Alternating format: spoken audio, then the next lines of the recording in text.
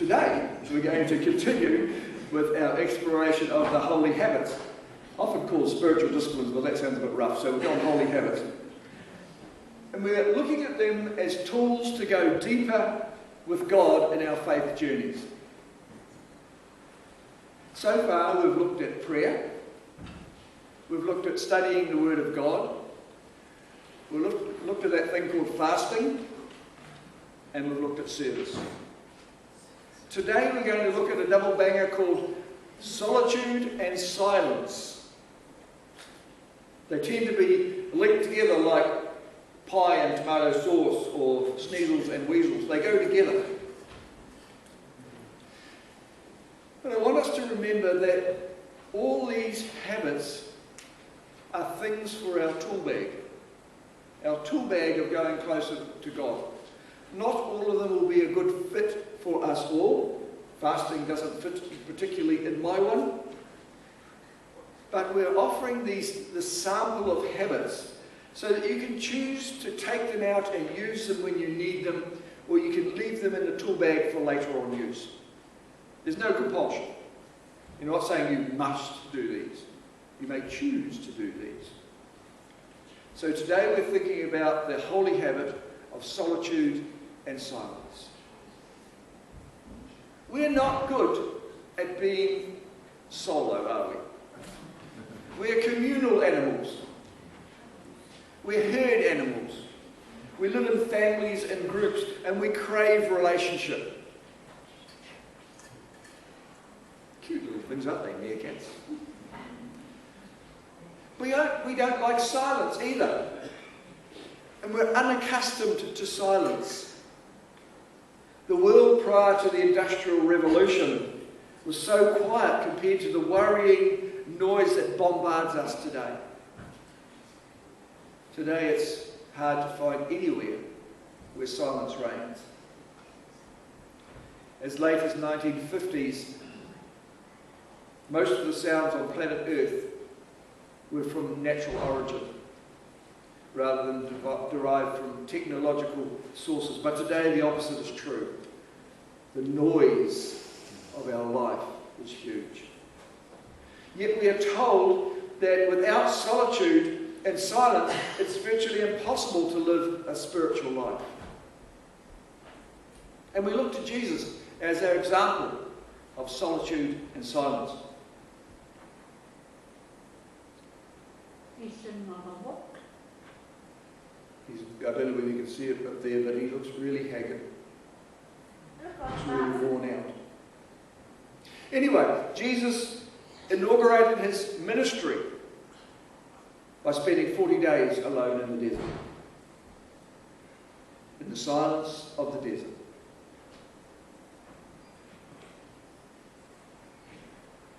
Who have you lost, Carly?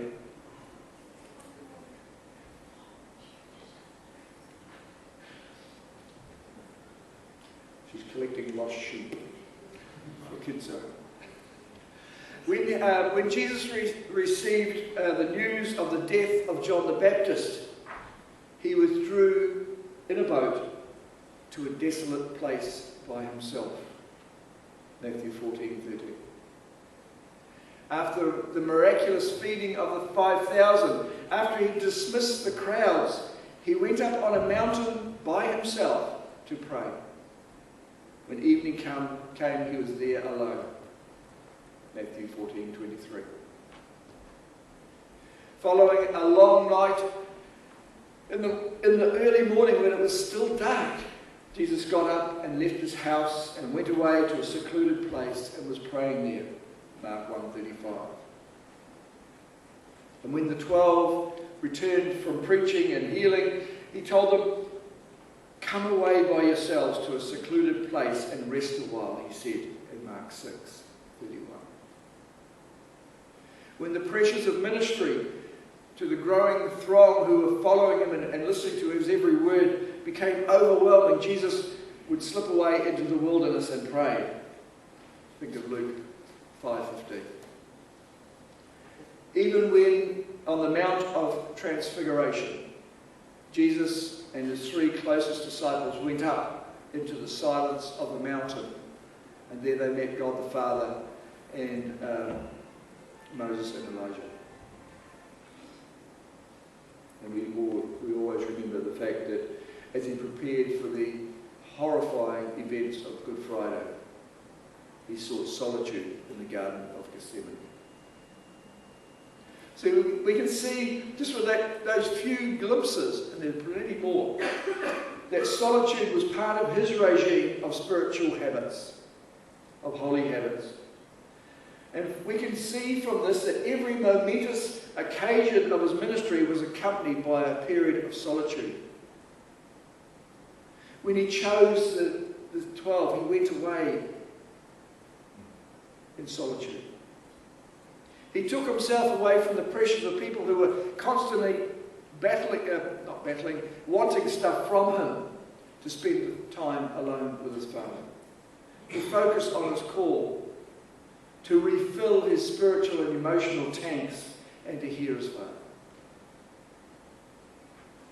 We're told that it is in the silence and solitude of prayer that a minister becomes a minister. And I'm not talking about pastor, I'm talking about as we minister to others, we need to be ministered to in our own quietness. It's there that we remember that if anything worthwhile is going to happen at all, it's God's work and not ours. Bill Hybels from Willow Creek. I see a direct correlation between ministry effectiveness and the amount of time I spend alone, he said. Dallas Willard said, it's an important day in my life when I last understood that if Jesus needed 40 days in the wilderness at one point, I could very likely use 3 or 4.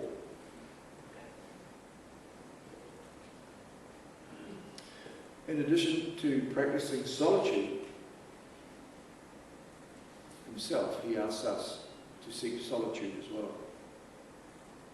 In Matthew 6:6 it talks about, but you, when you pray, go to your inner room and close your door and pray to your Father who is in secret, and your Father will see what is done in secret and will reward you.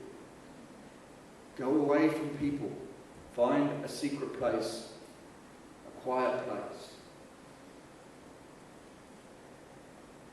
Teresa of Avila, who is a very famous saint from way back in the Wop-Wops, says, settle yourself in solitude and you will come upon him in yourself. Settle yourself in solitude and you'll find God.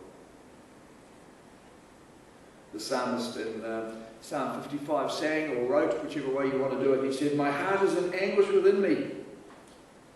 The terrors of death have fallen on me. Fear and trembling have beset me. Horror has overwhelmed me. I said, only that I had wings of the dove, I would fly away and be at rest. I would flee away and stay in the desert. I would hurry to my place of shelter, far from the tempest and storm. He was seeking that solitude. He was seeking that silence because the world was pushing in on him. God made us all different. Some people he made introverts who love solitude, who love spending time with nature with no people around. They see a free evening in their diary and say, yes! For extroverts, an empty day is a lot scary. The idea of solitude may seem terrifying or wonderful depending on how easy you are with silence. But even extroverts like me, who get energy from people, we need to have solitude for exactly the same reasons as Jesus did. We need to recharge. We need to hear God. We need to stop the clamour of noise in our heads. Our soul needs time to breathe, to exhale. Solitude is where we make time with God to rethink life. And this can't be done in public because there's too many distractions. Sometimes I go up to Thornton Bay and I sit there in the car or in a deck chair with and look out over the sea. But even then there's noise. Not the noise of the lapping of the waves, which I love, but the cars go shush, shush, shush, shush. It intrudes into my quiet time. So getting away allows us to resort how our lives work, what our priorities are, and how to restructure our lives accordingly. I think there's a song that we sang at Eastside which is appropriate here. We're going to play it now just so you can just think about it, think about what I've just said so far. It's called Breathe.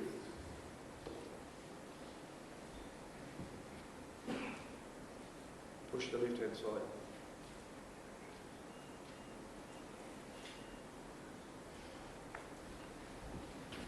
Give me a minute. Here we go.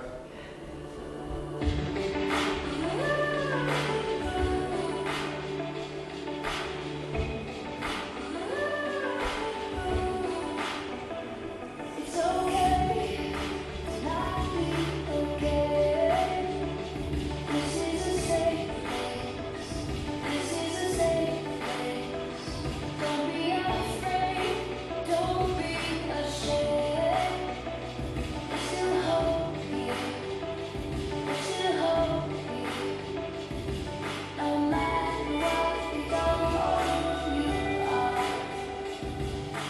Everyone is welcome in his arms. Just let go. Let love wrap around you. What you lost, get lost in the surrender. Breathe in until your heart breaks. Then exhale.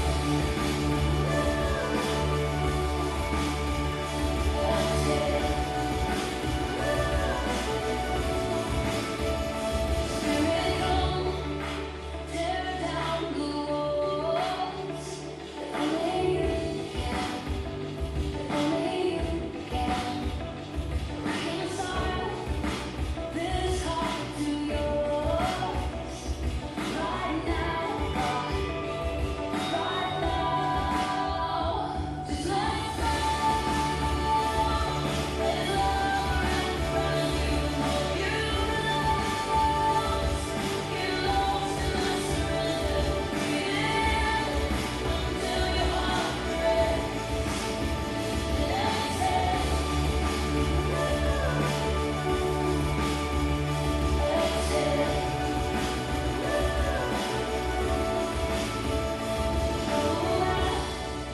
Breathe in your grace.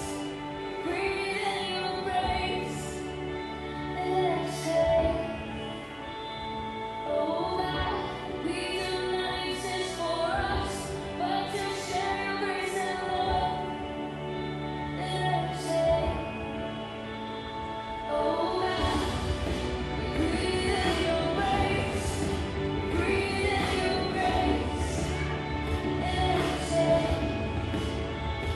Oh God, we do not exist for us, but to share your grace and love. Exhale. Just let it go.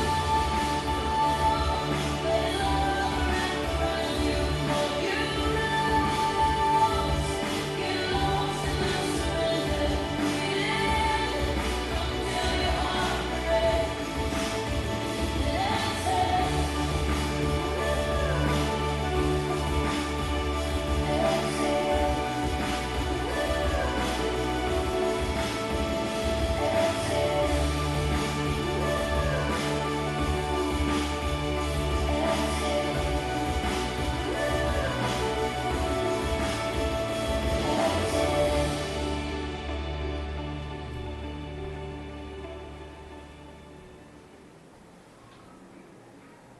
You know, one of the disciplines we use in spiritual direction is breath prayer. And you find that you're so tight in your chest, you're so tight with all the worries, that by breathing in and breathing out, it releases all those things that you're worried about.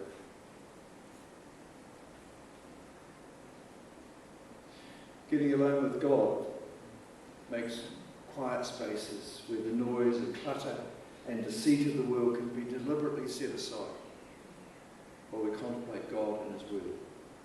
In Matthew 13:22 it says, "The seed falling among the thorns refers to someone who hears the Word, but the worries of this life and the deceitfulness of wealth choke the word, making it unfruitful.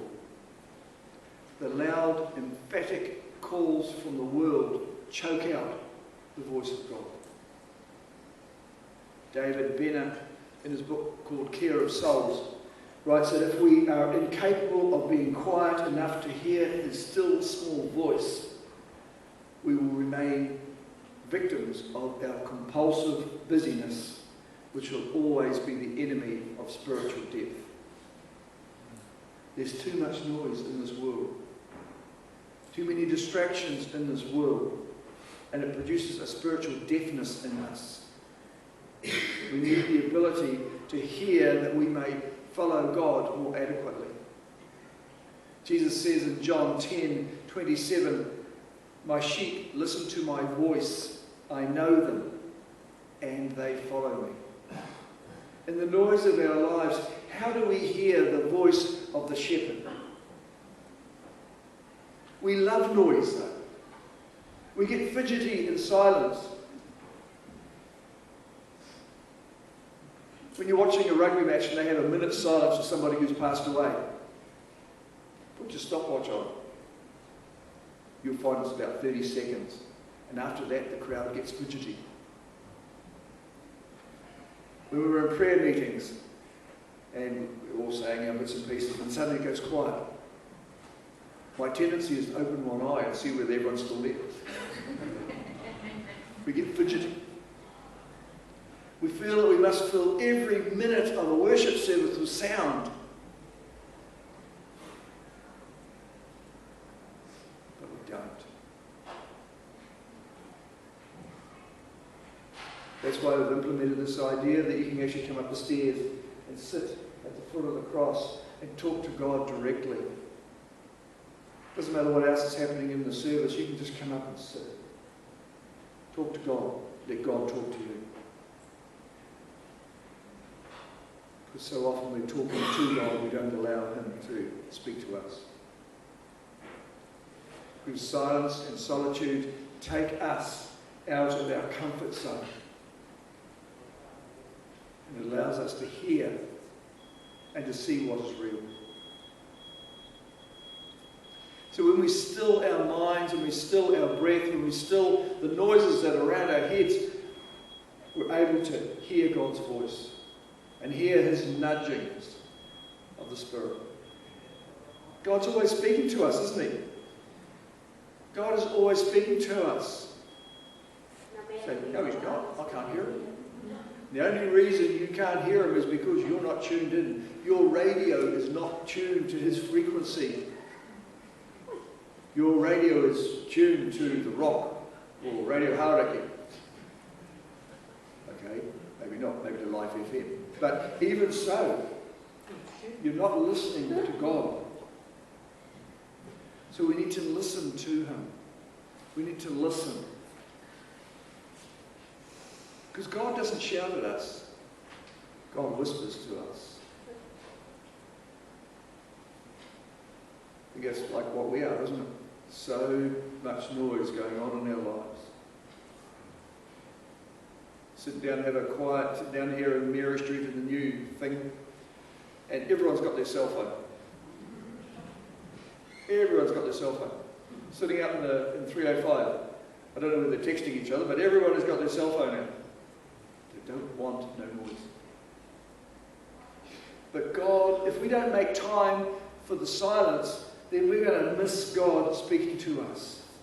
You know, we all know the story of Elijah in 1 Kings 19. When the Lord said, "Go and stand on the mountain in the presence of the Lord, because the Lord is about to pass by." And then a great and powerful wind tore the mountains apart and shattered the rocks before the Lord. But the Lord was not in the wind. And after the wind there was an earthquake, but the Lord was not in the earthquake. And after the earthquake came a fire, but the Lord wasn't in the fire. And after the fire came a gentle whisper. Another translation says there was silence. When Elijah heard the silence, or heard the gentle whisper, he pulled the cloak over his face and went out and stood at the mouth of the cave. And the voice said to him, What are you doing here, Elijah? Solitude is part of that listening. We don't just go into solitude because we just can't be bothered talking. We go with an expectation we're going to hear from God. My university professor, Lynn Barb, a Canadian, wrote in her book on listening. She says, listening requires a posture of humility that isn't sexy. If we're really going to hear God and others, we have to be open to not being right and to seeing something new. But if you can't hear God and others, if you don't have that attitude in some measure, inner silence and inner solitude are inseparable. Without silence, there is no solitude. Through though silence involves the absence of speech, it actually is about focusing on listening. Jesus and King David and Elijah and Moses all demonstrated this immersion in solitude as a means of soul care. Because solitude it's more about a state of mind than a place. But it is useful to set aside a place for that solitude and that silence. Because it's about getting alone with God. The venue is your choice. It could be in your car. Turn off the radio when you're driving any distance and let God speak to you. Do keep your eyes open at the time. Or it could be a particular chair, inside or outside. Or it could be a walk in nature, just allowing God to speak to you. Or it might be sitting in a chapel. Or it might be in the middle of the night when you can't get to sleep. Just lie in silence. Don't flick on the telly, or don't flick on the radio, don't pick up the parliamentary channel. That'll put you to sleep. We don't have to be like Simeon Stylites, who lived 37 years on a small platform on top of a pillar. In order to get away from the ever-increasing people, he was a hermit and everybody came to get his advice. He discovered a pillar which was in the ruins of Talanissa in Taladar in Syria. And he formed a small platform on the top, and he lived out his life on top of the platform with boys from the village sending up food for him. We don't have to find a pillar. Solitude does not have to be that extreme. It can be anywhere where the noise and pressures of life are reduced. Whatever that is, silence and solitude is necessary as our contemplation and our reflection. Maybe you're not ready for a whole day of silence. Yuck. Maybe it's just a few minutes snatched here, half an hour here, half an hour there. I love John Wesley's wife. They had 13 kids. And it was a really busy household. It wouldn't have been a big house. So whenever his wife, Catherine, is it? Whenever she wanted solitude, she'd put her apron over her head. And the kids knew that when she had her apron over her head, she was talking to God, not to disturb her. So even that, it can be just a place, a state of mind. Father, was she pretending to go away? No, she was just finding a quiet space in a little busy house with 13 little kids running around like mad fools. I've run and participated in spiritual retreats, and at the end of the series we're going to have a spiritual retreat up at Des and Mercia's place at Tararu. I did a 3-day silent retreat at Alexandra once, and when I entered that silence I thought, there's no way I'm not going to be able to speak for 3 days. I can barely last 10 minutes. But I did. And when I finished the 3 days, I didn't want to come out of that silence. I enjoyed it so much. I didn't want to come out. I thought, I don't want to talk to anybody. I'm happy with me and God. But just as a warning, if you're going to do that, or any length of time, in that first hour after you shut up, the noises in your head will be huge. All those things that I've got an itch here, Oh, that needs changing. All these voices will come into your head, and you've got to persevere through that first hour. Otherwise, you'll get distracted. Sometimes you've got to say, okay, I recognise I've got that job to do, but I'm not doing that now. I am actually focusing on God. And after that, it gets easier. Your mind quietens. And you're able to hear from God in your thoughts. But don't try and force it. We're great at forcing it. Come on, God, I want to hear from you. I want to hear from you, God. I want to hear from you. God says, if you just shut up for a minute, I'll be able to speak to you. Let His presence flow over you. You'll notice things you've not noticed before. Little things, big things. Things that aren't your pattern of thought. You think, where did that come from? And it will come in a way that the noisy world precludes. I'll show you a little clip from YouTube, from Kingsland.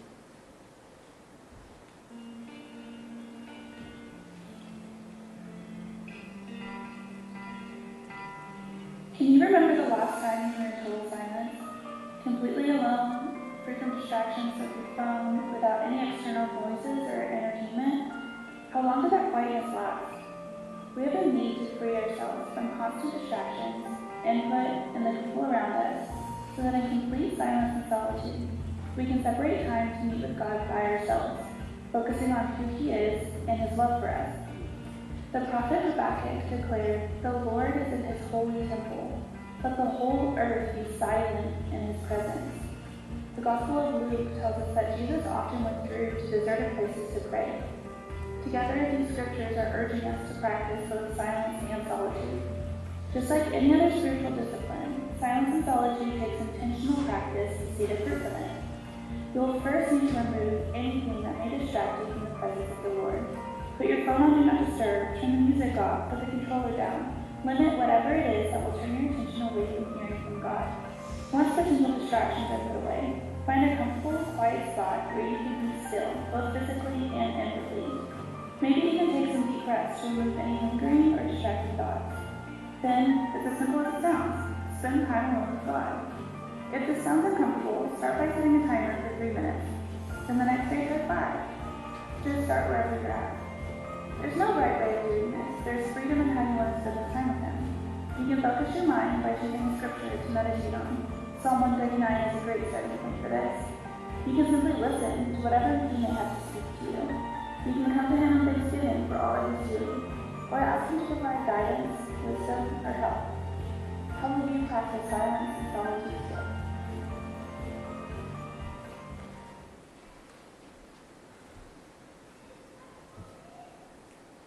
So the solitude and silence is a relational space between us and God, where we don't do the talking, we do the listening.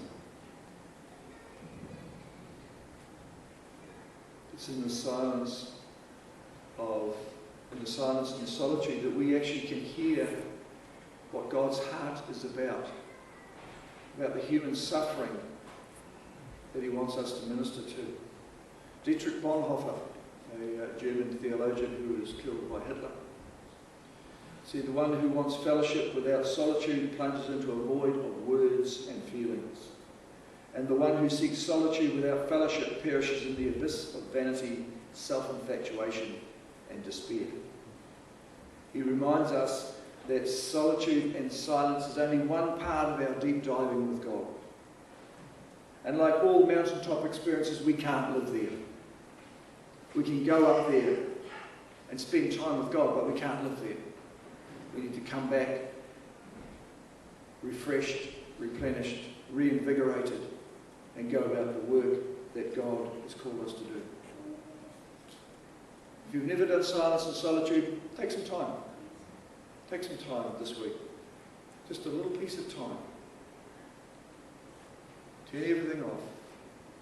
Go to your safe space and just listen. You'll find it very, very rewarding.